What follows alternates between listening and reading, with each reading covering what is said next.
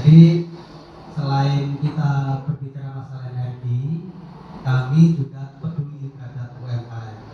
Saya dengan Mas Dadang ini mendirikan sebuah marketplace untuk produk-produk UMKM.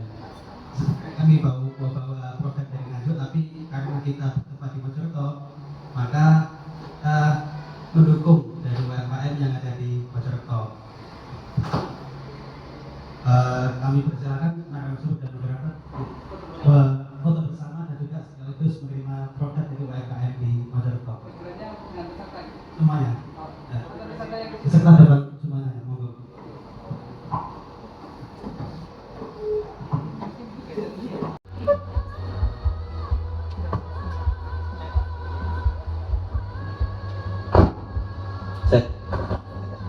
Cek 1, 2, 3. Bismillahirrahmanirrahim.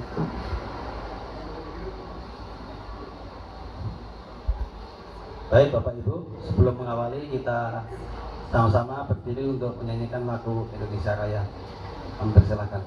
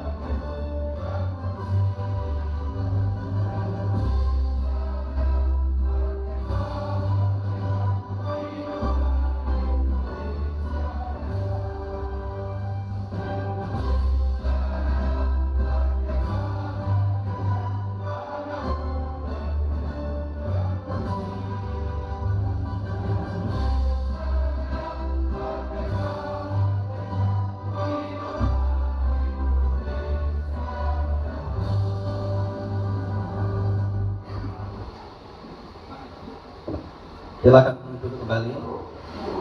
Bismillahirrahmanirrahim. Assalamualaikum warahmatullahi wabarakatuh. Salam sejahtera bagi kita semuanya. Rahayu. Yang kami hormati pertama adalah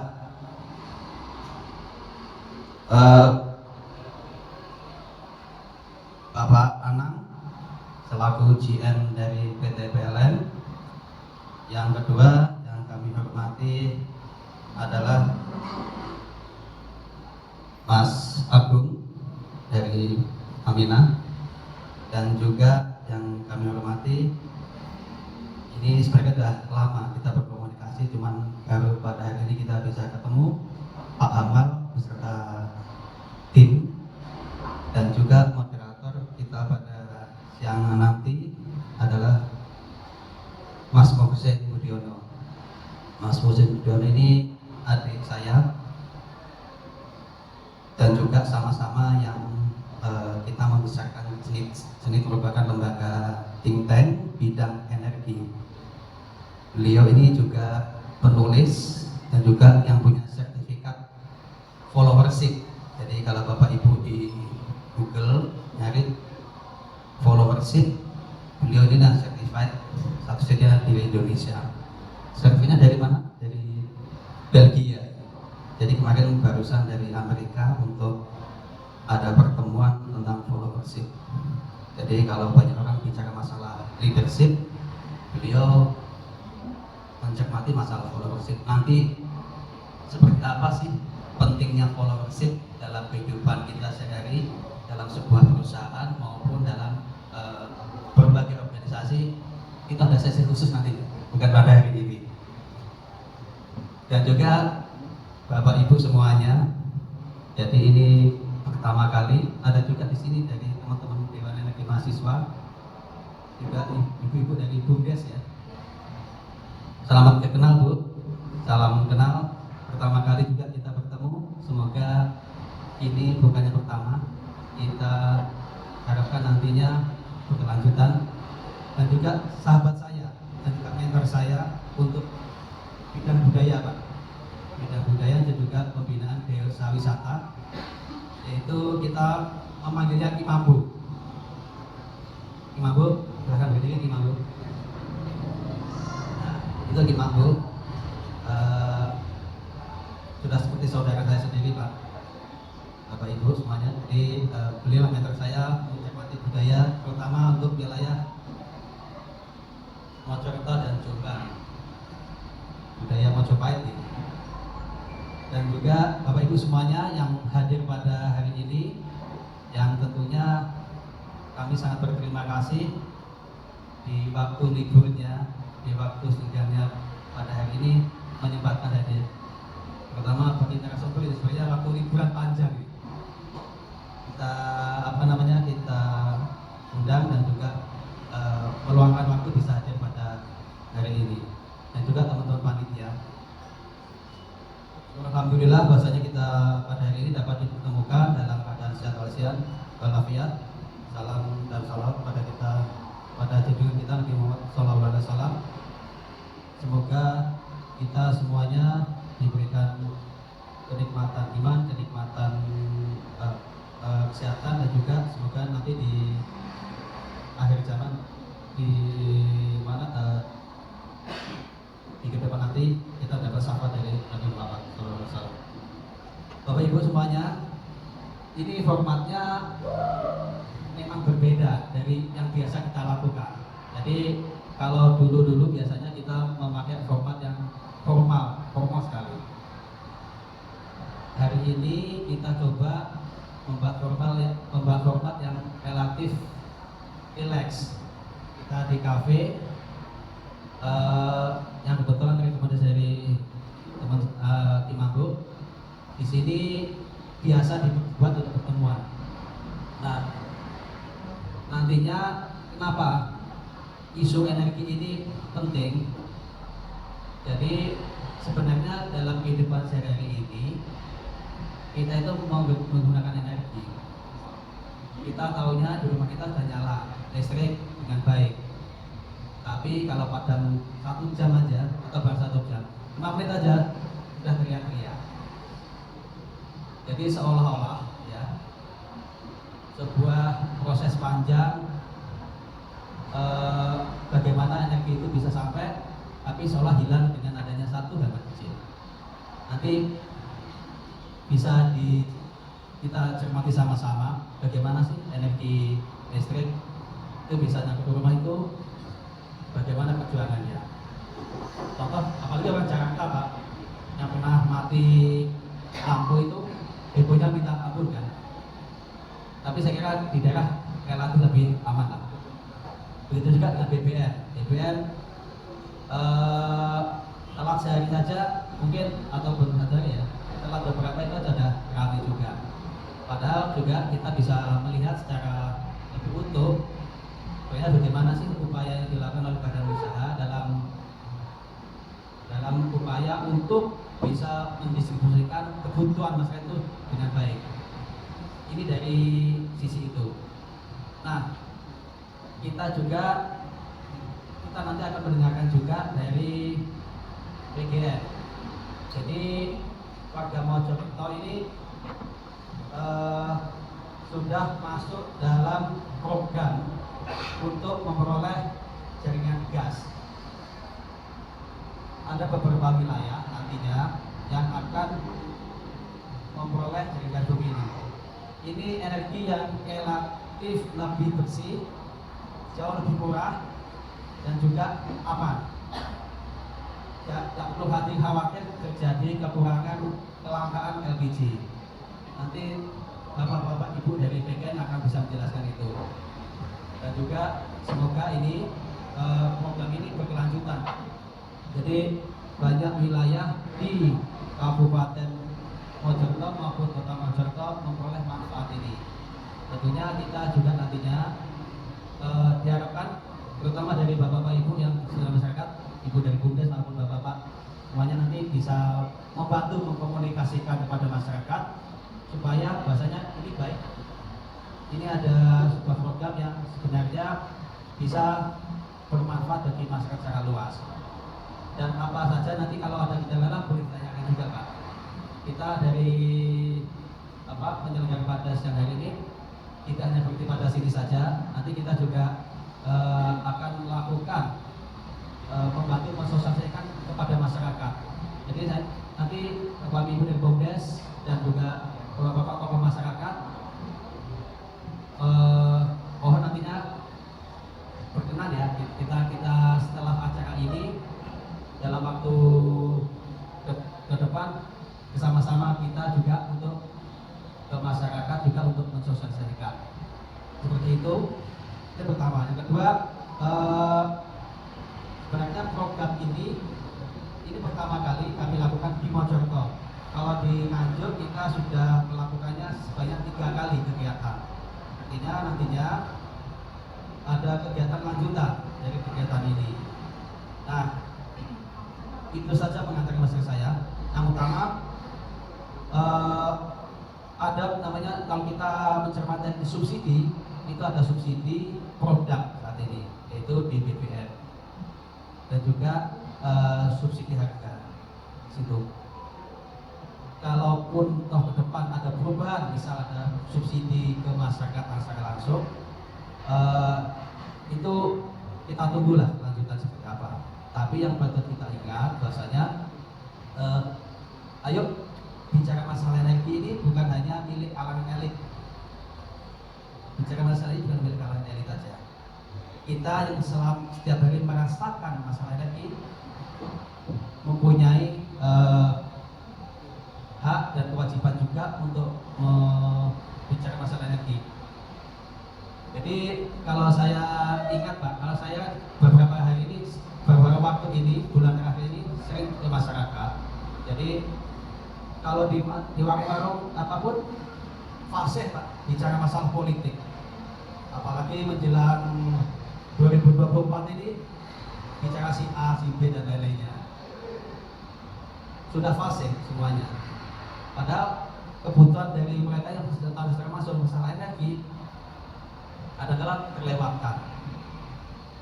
Masalah juga terkait juga masalah pertanian terutama. Artinya ketika kita bicara masalah itu sebenarnya ada kaitannya dengan energi.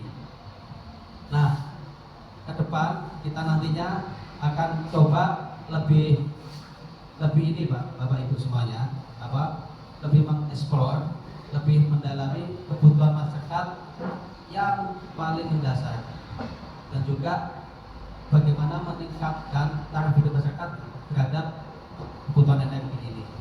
Jadi kalau secara kalkulasi kita hitungannya 1% dari peningkatan energi itu 1% peningkatan ekonomi itu dibutuhkan energi jelas 1,4%.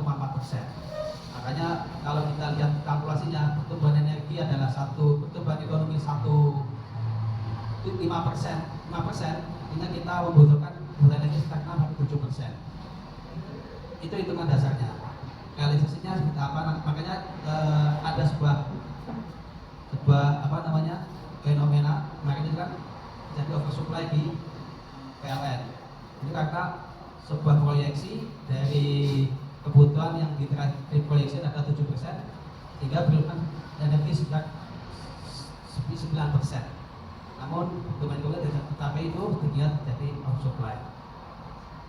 Itu kalau lihat secara secara makronya Pak ya. Nah, nanti kedepannya kita tidak hanya bicara secara makro, tapi juga secara mikronya. Jadi saya harapkan Bapak Ibu semuanya nanti berkenan kita sama-sama bagaimana membangun kesadaran. Kalau apa namanya, saya mohon izin meniru bahasanya Pak Anang tadi, adalah lifestyle.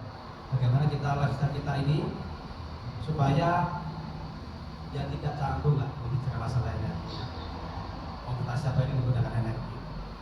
Dan juga kita sama-sama membangun kesadaran dari masyarakat bagaimana sih berhemat energi ke depannya, dan juga menggunakan energi secara lebih bijak dan juga memanfaatkan energi secara baik dalam meningkatkan kesejahteraan masing-masing. Tentunya ini menjadi PR kita bersama, menjadi tugas kita bersama. Dan juga kita dibantu oleh teman-teman dari kalangan milenial, Pak. Kalangan milenial ini mengenal masalah teknologi. Jadi hasil diskusi kita pada hari ini nanti akan dipublikasikan di medsos. Ada juga lewat YouTube. Kegiatan kita pada hari ini kita rekam secara terus-menerus sehingga masyarakat yang tidak bisa pada hari ini hadir dapat melihat secara online di YouTube. Jadi secara utuh kegiatan kita pada hari ini kita tayangkan nantinya. Jadi itu saja yang saya sampaikan sebagai pembuka awal. Oh ya, saya perkenalkan dulu, Pak. Nama saya Sony Fanuri. Saya founder atau pendiri Cenits. Cenits itu lahir pada tahun 2017 dan baru eksis secara legal formal pada tahun 2020. Anggota kita dari berbagai kalangan, ada yang dari badan usaha, BUMN, BUMD, ada juga dari pemerintah, ada juga dari mahasiswa, ada juga dari tokoh-tokoh masyarakat. Kita berdiskusi baik masalah kebijakan sampai ke hal teknis. Jadi lengkap. Jadi diskusinya itu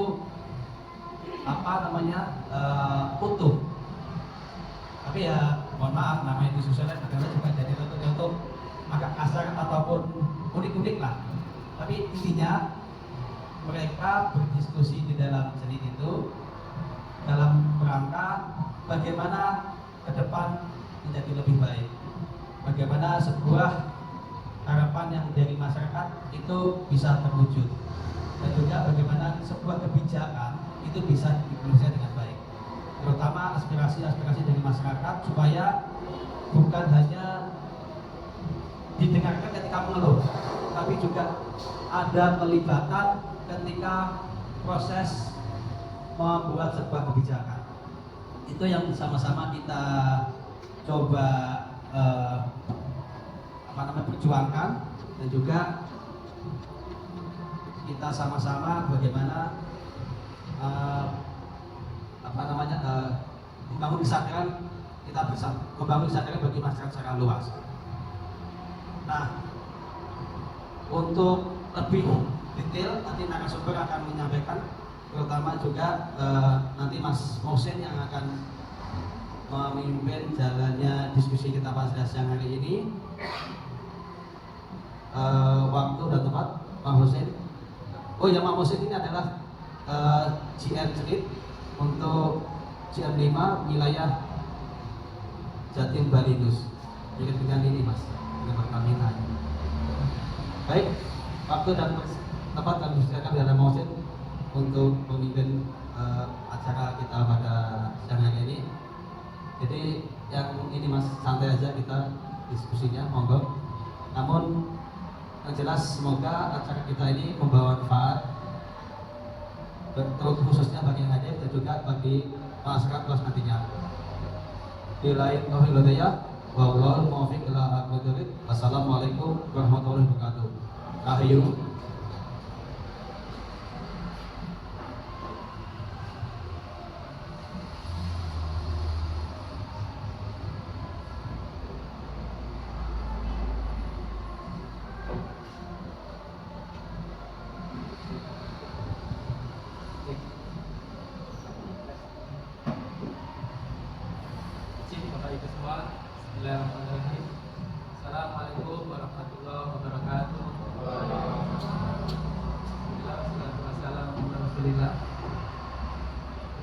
Disyukur kehadirat Allah Subhanahu wa taala, Tuhan yang Maha Kuasa yang telah melimpahkan nikmat hidayah kepada kita semua, atas nikmat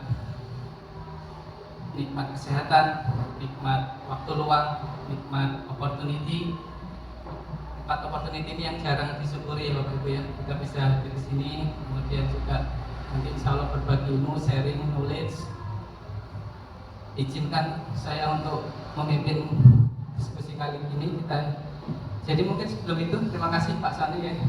Pak Sani ini model luar biasa nih, dari Nganjuk. Insya Allah dengan adanya Cenits ini pahalanya juga mengalir Pak Sani ya sebagai founder Cenits.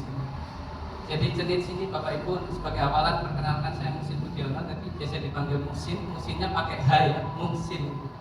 Karena biasanya orang keliru Pak, pakai K, Muhsin. Kalau Muhsin singkatannya nggak enak, muka sinting gitu. Tapi kalau Muhsin pakai H itu singkatannya jadi enak Pak. Murah senyum dan ngangenin gitu, Muhsin gitu. Insya Allah. Itu. Jadi alhamdulillah juga siang hari ini kita bisa bertemu, berjumpa. Ini di seri challenge yang ke-15. Jadi diskusi challenge ini bukan baru pertama. Challenge ini kami dirikan dulu, sebenarnya ada singkatan nyelenehnya Pak, cangkruan energi tapi santai gitu. Cuman singkatan nggak nyelenehnya yang aslinya ini Center for Energy Innovation and Technology Studies gitu. Jadi agak-agak kebarat-baratan. Oke, itu jadi Cenits. Harapan kami sebetulnya kita Bapak Ibu semua pengen pembahasan energi itu santai tadi ya, cangkruan energi tapi santai. Jadi kita ngomongin energi itu kayak ngomongin sepak bola kalau di warung-warung kopi gitu. Ini harus dimulai dari kita bersama, dari forum-forum seperti ini. Biasanya Nyun Sewu kami melaksanakan seminar, webinar ataupun acara seperti ini di hotel berbintang, kemudian mengundang pemateri yang sama juga seperti ini, cuman di hotel. Dan sekarang ini kita coba format lain yang lebih santai. Semoga Bapak Ibu semua bisa menikmati format yang baru ini dari kami.